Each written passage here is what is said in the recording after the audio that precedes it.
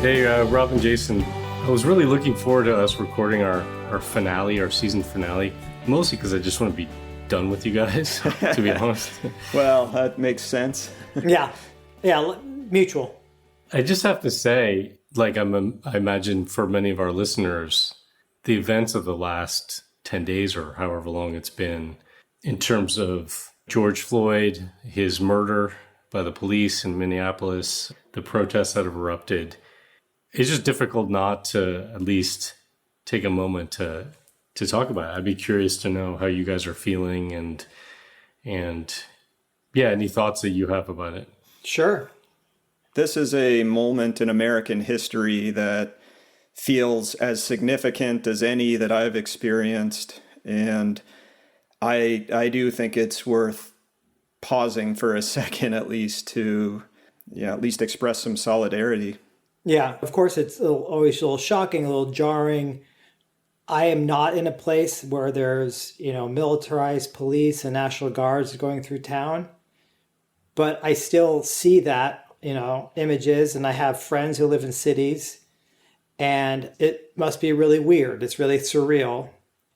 In a sense, though, I'm also kind of glad it's happening. It's a little overdue, I think. And I mean, not the deaths and not all the violence, but the sense of moral outrage that brings enough people out to demonstrate that that we've had enough. That is kind of cathartic, even though I'm farming, right? I'm in the countryside. I'm farming. I'm busy doing that, but I'm also glad that's happening. And I don't feel like I can participate as much as I would like to because I'm not in one of these cities that's going through all this. But I'm really encouraged in some sense by the amount of people that are really stepping outside of their normalcy to do this. I have to say that I had been spending some time thinking about what's different in this moment. Rob, you said this is historic. And I think that that's true, that if all the other things that were happening in this year, 2020, that we've all already been pummeled by hadn't happened, right? Yeah. And this would have occurred, it would feel historic as well. But the fact that it's in the context of the pandemic and the economic shocks and the loss of livelihoods for so many people, I mean, there obviously there's a relationship there. I don't know exactly what that is. I don't want to make assumptions and make easy sort of declarative statements saying, well, this is different this time because people are out on the street because they've lost their jobs and they hadn't before. I think what's different, at least from my perception, is maybe white people are finally getting something here. And maybe the fact that we're all have been in social isolation and out of our quote unquote normal routine, there aren't these other distractions, creates a space for people to be like, I'm paying attention to this. Because the truth is, this violence against the African American community has been waged for decades, centuries. Yes, 400 years. There is, unfortunately, no shortage of really horrific, tragic, unconscionable moments that should have galvanized us and didn't. And I honestly feel some thankfulness that the recent incidents have been getting caught on video. Not that anybody wants to see any of that. It's sickening. But to have something like George Floyd's murder captured in such stark detail, I mean, it's one of those things that, of course, it breaks your heart. And of course, it makes you mad. And you just want to follow up something like that with real action. It's like all of these incidents build upon one another. And I think, you just get to that point where that's it. I can't just sit and watch anymore. I've got to get out and play a role, do something. We've got to have some change. Something has to be different from this point forward. I've been listening to a lot of podcasts. I've been driving tractors like 9 hours yesterday. You're using fossil fuels, man. I know, over like the diesel engine's humming. It's a little tractor, it's only 35 horsepower, but thank God I have that. But anyhow.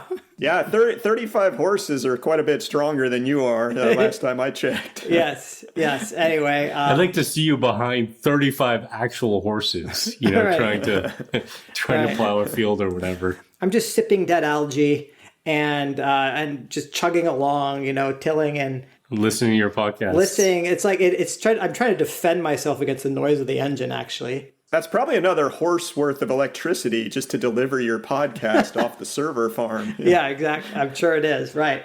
Yeah. So, but I'm thankful to have it. So I've been just like, boom, boom, boom. There's a couple recently that really caught my attention related to this. I'm not only listening to about this, but of course I am a little bit. And The Daily, a podcast, the New York Times, did one on why hasn't police reform really worked yet. So there's sociologists, criminologists, they've all figured out essentially how to change policing to be safer for everybody, to be fairer, how to weed out bad cops, how to de-escalate. The techniques are known. It's understood. And in fact, Minneapolis was an example where they had a reform-minded mayor. They had a police chief who sued for discrimination and is now the police chief.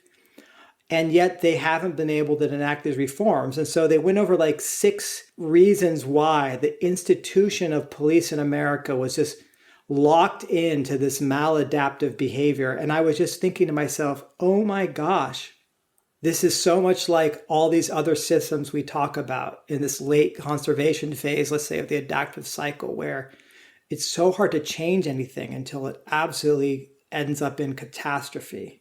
And they had a follow-up interview with the mayor of Minneapolis, who seems like a pretty reasonable fellow who understands the institutional crisis and has been trying to reform it. And he's like, yeah, we've got some problems, and even me as a mayor and even a police chief can't get rid of these bad cops. It's just horrific. If the institution is not going to change, it's going to take something outlandish, extravagant, violent like we're seeing to get enough attention. That's a good point. I mean, we've talked about the adaptive cycle. Earlier this year, Asher, you interviewed Nafeez Ahmed. He talked about the adaptive cycle as a good way to, it's a lens through which you can see what's happening in current events in society around us. And I think, yeah, you're right, Jason, or the podcast, The Daily is right. They didn't say that term. They didn't use that term, of course. Right. But it was like this institutional lock-in, this inability to reform something that's clearly messed up. But then that's not just, of course, police reform. It goes deeper. Of course, it goes to an entire socioeconomic system that's been locked in for hundreds of years of this growth and this institutionalized racism and patriarchy and exploitation. That's all locked in too. That's what we're all dealing with. And I was thinking about climate change, right? And how all these governments making pledges to do things they can't really do because they're locked into growth. Yeah. Even though we're going to reform the police. Oh yeah, we're going to lower our emissions. No, you're not. Not until the system is different. I hate to bring it back to the coronavirus pandemic, but I do wonder if it has taught us some empathy. Yeah. And also a recognition that we can't go it alone in a sense. The health and well-being of everybody is in our self-interest. Maybe that's part of what's, and maybe also just seeing I totally agree with what you said, Rob, about this kind of brutality becoming much more visible to people when it hadn't been before, and the benefits of technology for that and social media. But I also think, maybe seeing the failure of our institutions to take care of us in the context of the pandemic, people feeling like, we've seen so many, at least I have so many sort of memes talking about the real looting is, bailing out these corporations and what they do. Did you see that Onion? Did you see that Onion parody of this? What was it like? Yeah. Looters chastised for not setting up a private equity firm before going after Exactly. Exactly. So good. Yeah. That was the best. It's like, right.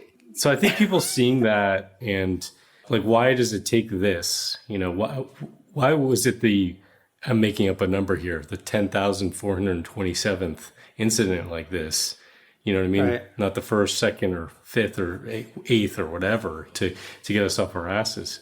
I don't know, Asher. It sent me down a road of reflection on the past. And I've, we've joked around on this podcast about my humble beginnings from Georgia, right? Growing up in a, it's funny to say in Georgia. I was in a suburb of Atlanta. Are you going to do white. the whole jerk thing? I was poor. I was born a poor black child. No, I am definitely not. But I think the point I'm trying to make is I grew up in a place that had a lot of racial tension in it. You didn't see it that much because it was a mostly white suburb. But where I went to high school, we had a significant black population. When I was coming up, I had a pretty good anti-racist attitude. I don't know why, if it was my parents or the teachers. I had a lot of black teachers that I loved, and I had non-white friends. And so I don't know. I didn't think that much about racism until I either started reading about it or seeing it. And it was amazing there. I mean, we had symbols of it all around, right? The Georgia flag had a Confederate flag as the main part of it. Right. I was born in the town of Stone Mountain, Georgia. The actual mountain has like one of the world's biggest carvings on it of three Confederate generals or whatever. It's Robert Lee and Jackson and Jefferson Davis. And so like these things are around you, but I didn't ever back then think about what it means, but I can't even imagine. How offensive. Can you just, Jesus, Yeah. That's walking in the shadow of that piece of shit. Like, Yeah. Like a friend of mine in high school, like how welcome could they possibly feel going to Stone Mountain Park, right? So I honestly, I guess the worst of it, though, was when people would do stuff like, you'd be in a group of friends and if it happened to be all white, somebody would inevitably look around, make sure that it's okay to start spouting whatever racist bullshit they want to spout. To me, that was part of the background, and I wanted to get away from that. I thought that sucked. And so I feel like I went north, right? I left Atlanta, went to Philadelphia. But, and then throughout life, I've moved different places. And something I've noticed is you can't get away from it. There is no escaping the white privilege that people spout. There's no escaping the unfairness that people of color face. I mean, it's often, a lot of people think of Oregon as a progressive, especially around Portland, a progressive kind of a place. And we've done some amazing protests up here. So I'm pretty proud to see Portlanders doing that. At the same time, Oregon has probably about the worst history of racist behavior of all the Western states. I mean, it's horrendous. And so there is no running away. There is no getting to the place that is fair. So I think there's nothing left right now than to express your outrage, express your ideas for change, and really take in this moment and have some solidarity. Yeah. I'm going to quibble with you a bit. You said there's no escaping. I think maybe that was your experience because you were sensitive to it. I think the truth of the matter is that millions and millions and millions of white Americans have chosen escapism. They've chosen to ignore it. White flight. I don't even mean that.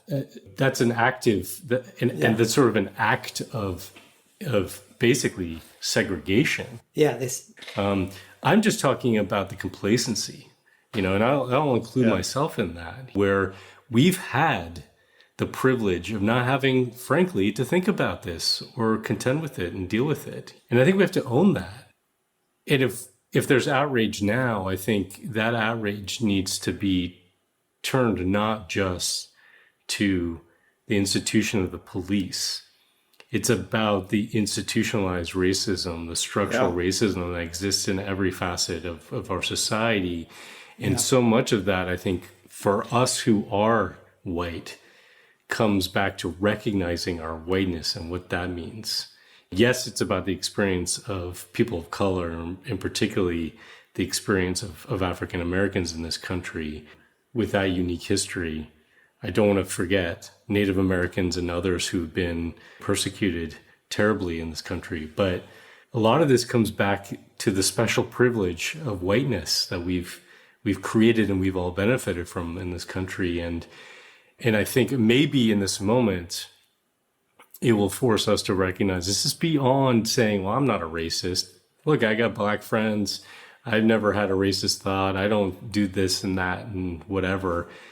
No, we've tacitly, if not directly, participated in this.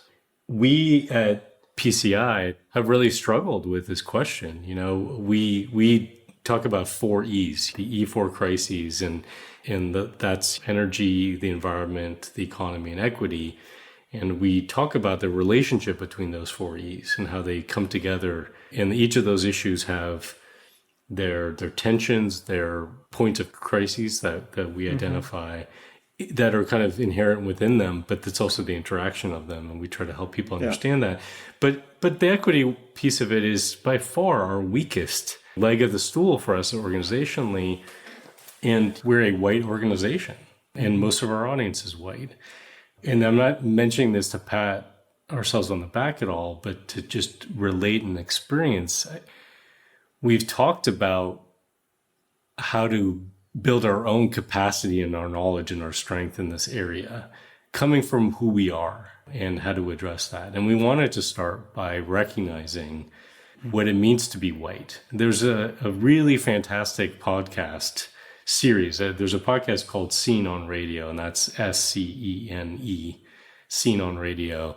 And they did a kind of a special series that was 14 episodes long a few years ago called Seeing White. And it was really about whiteness in America. And one of the best things I think we've done as an organization was we said to all our staff, and we encouraged the board as well to listen to those 14 episodes and spend a lot of time talking about it.